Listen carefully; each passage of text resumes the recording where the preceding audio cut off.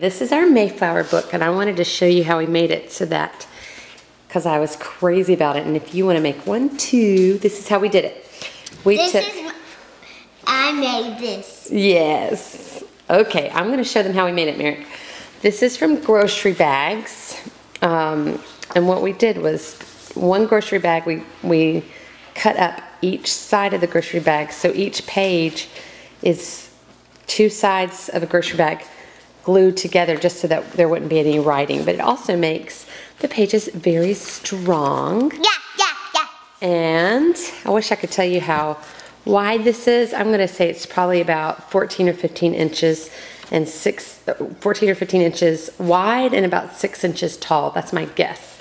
And this is a little dowel, a wooden dowel that we got at the craft store. It was pretty long for like 30 cents. This is just white cardstock, and we glued it with Elmer's glue to the back. And then after I cut all these sheets out and glued them together to make the pages. Yeah. Okay, Merrick. So then Merrick, you can see he got kind of tired and Mommy had to help him, but Merrick drew the wood pieces, and then we glued on this little sheet of paper that says the Mayflower Fact Book by, and Merrick signed his name. And then we completed all the pages. And the pages we have are a map of the crossing of the Atlantic. Yeah. Okay, Merrick, enough of that, please. And then facts about the Mayflower. Did you know the Mayflower had 102 passengers? That's a lot. Left, and the number of days that it took to make it to America.